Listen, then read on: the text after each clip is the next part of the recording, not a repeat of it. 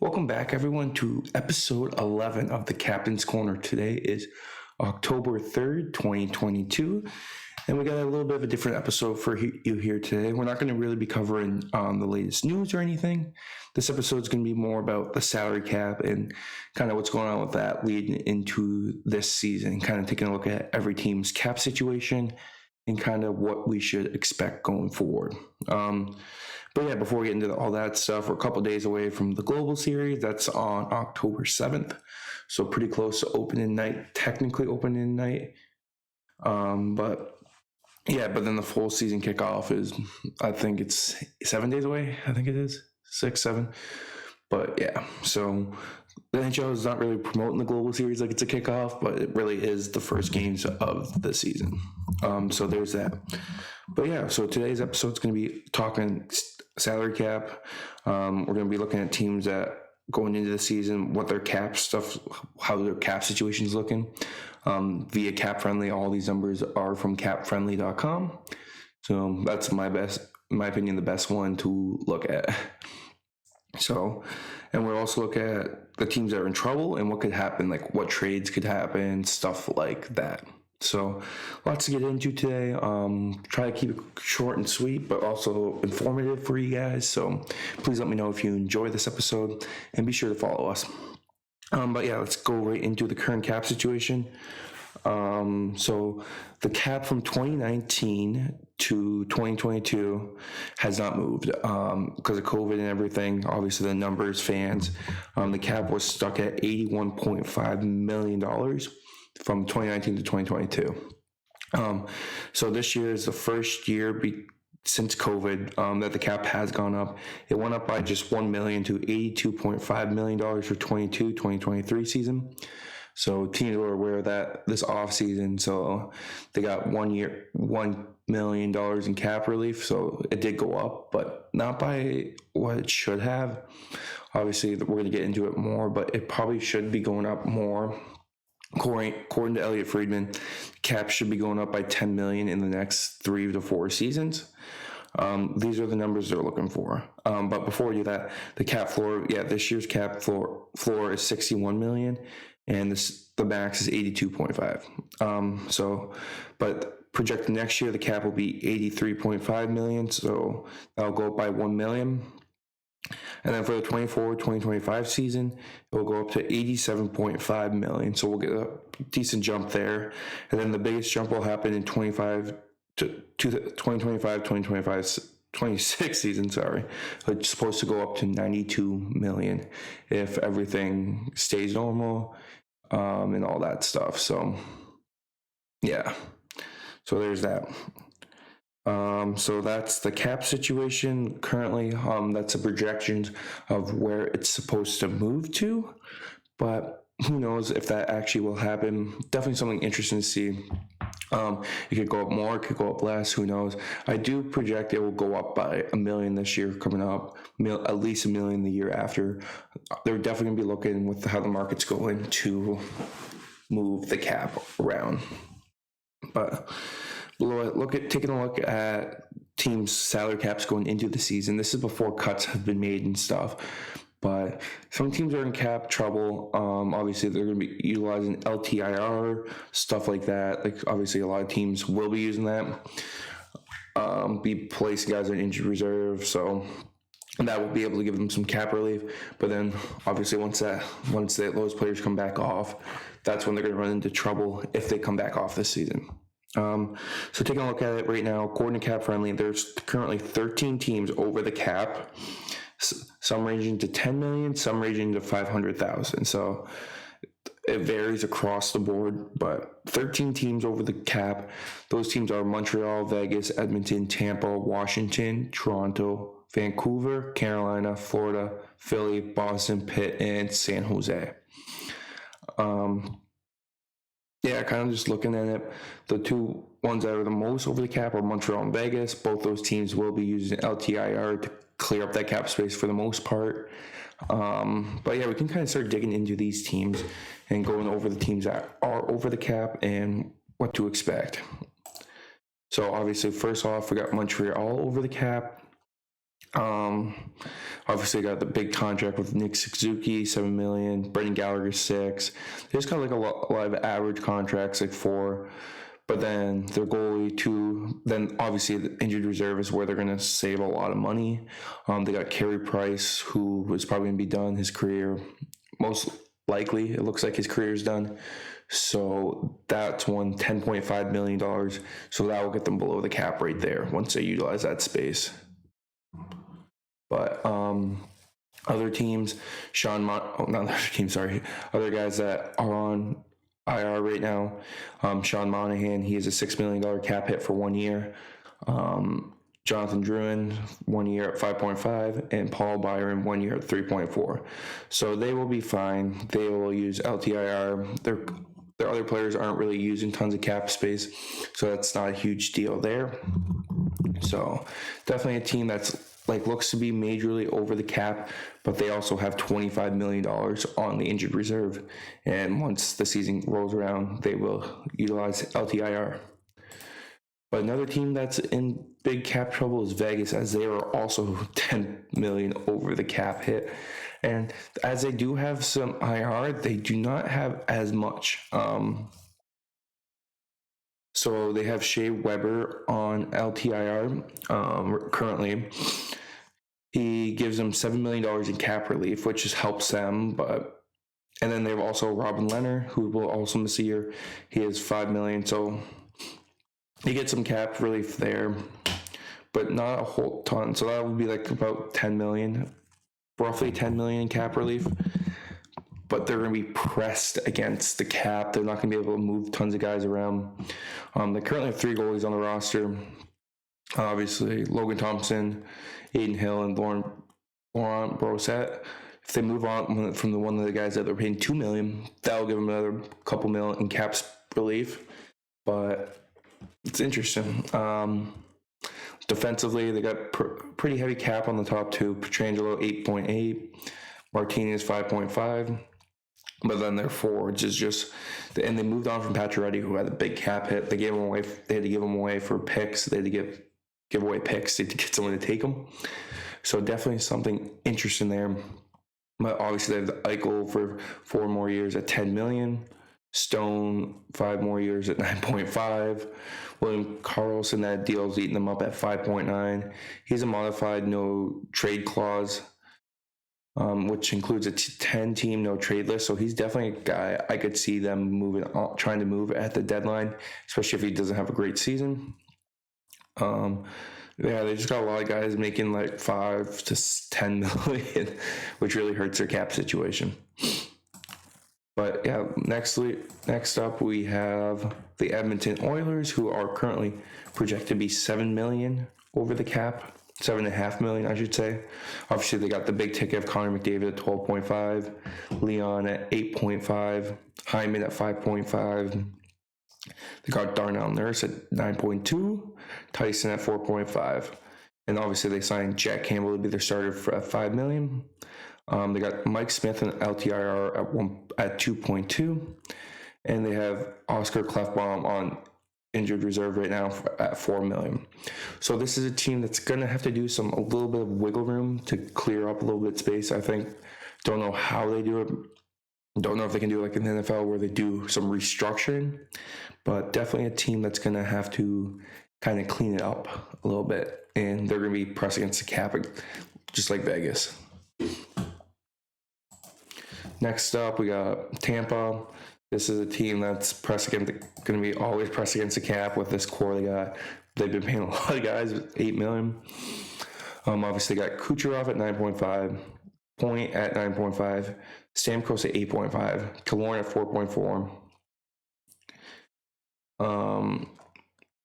Hedman at 7.7. They got 1 more year of Mikhail Sergachev at 4.8. Then he has an 8.5 kick in, which is really going to double in salary, which is going to, teams have to figure something out there. Like, they might not be able to bring back Killorn after this year because like that salary is going to have to go somewhere. So definitely something interesting there.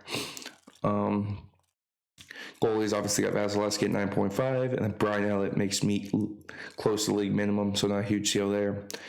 Injuries, they got Cicerelli at 4.8 on injury right now. Next year he moves into 6.25. And then they got Zach Bogosian on injury, but he makes 850. On LTIR already is Brent Seabrook. He's 6.8 million of cap relief for the team, so that helps them there. So definitely a team they'll be close to it, like always. Then just looking at other teams, Washington, 6 million, but they have a couple guys that will be on LTIR. Toronto is definitely a team I want to look at. So, team like Toronto, Matthews has 2 years at 11.6. Marner's got Tavares got 3 years at 11, and Marner's got 3 years at 10.9. So they got some big paydays contracts out there. They got a couple guys on PTOs we'll see if they sign them. Zach Ashton Reese and Dylan Ferguson. But this is a team that's going to have to utilize LTIR or injury reserve to make some cap space for this team, because they are currently $2.8 million over the cap. And well, that's not a lot, but when you have guys that are either really high on the salary cap or really low, it's really hard to move that around unless a big guy gets hurt. But they obviously do not want to miss those guys. So yeah, that's the Toronto Maple Leafs. And then just looking at other teams, Vancouver's 2.7 over, Carolina's 2.6. Obviously, they're going to utilize LTIR and injury reserve also, because they got Max Pacioretty with a $7 million cap hit out, Jake Gardiner with a $4.4 million cap hit out. Then they have a couple guys on PTOs. If they sign them, they got Calvin DeHaan, Derek Steffen, and Gorev Dronov. I don't know who that is. So a team that's kind of all in.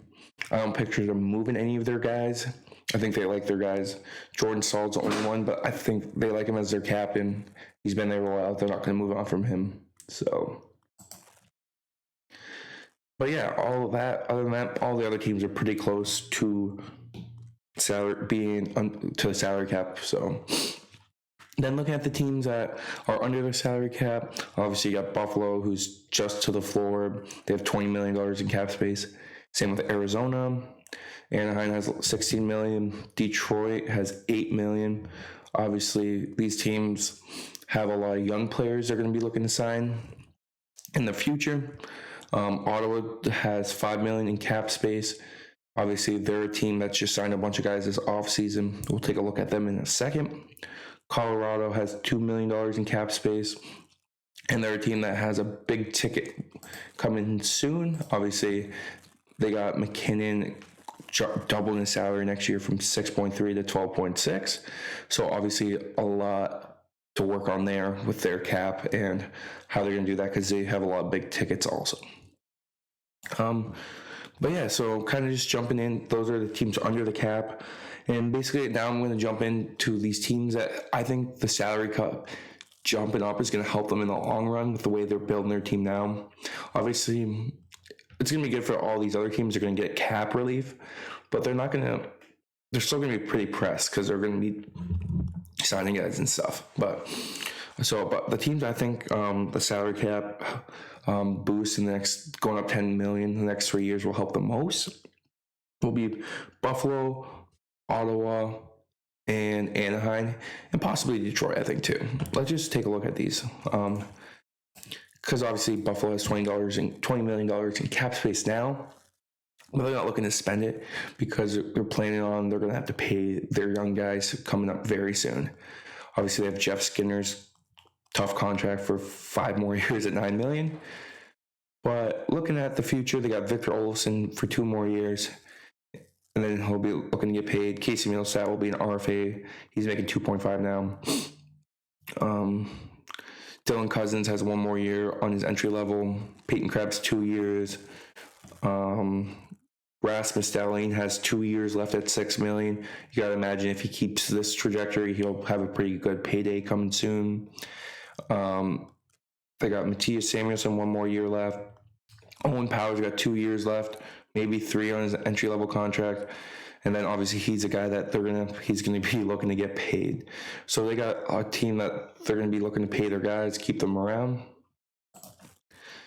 Same thing with Anaheim. They got a pretty young core. Obviously, they got Troy Terry's going to have to get a contract after this year. He's making 1.4, and then he's an RFA.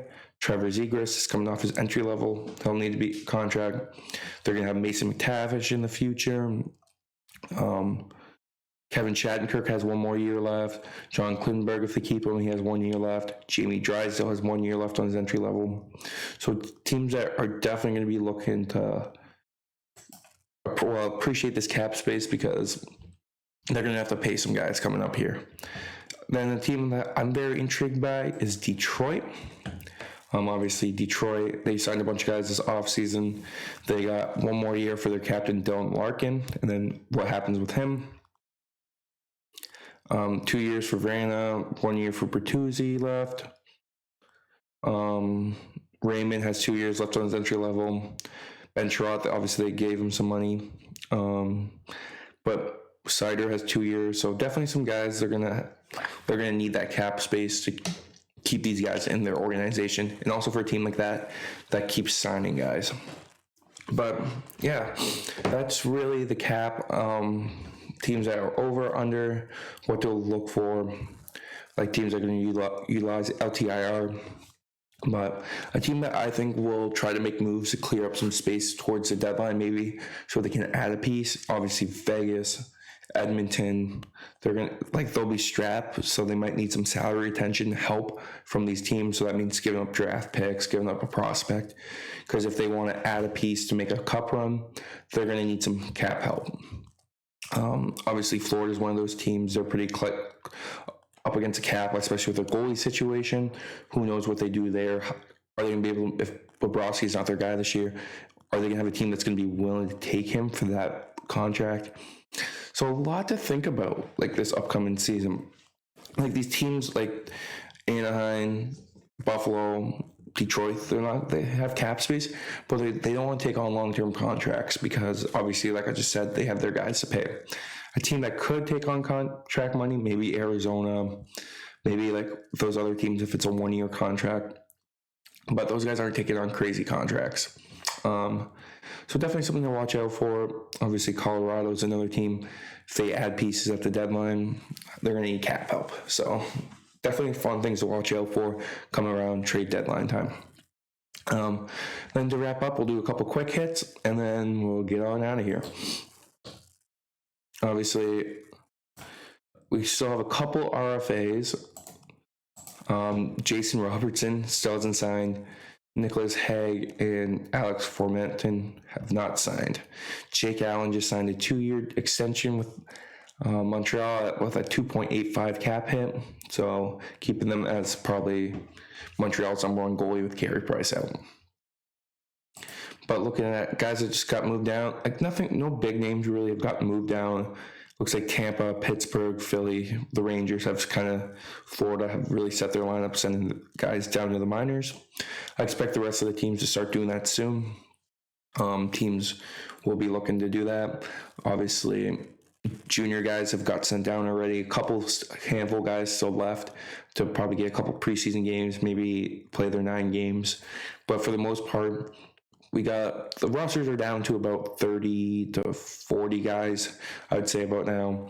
And you'll see that start to swindle down in the next couple days again.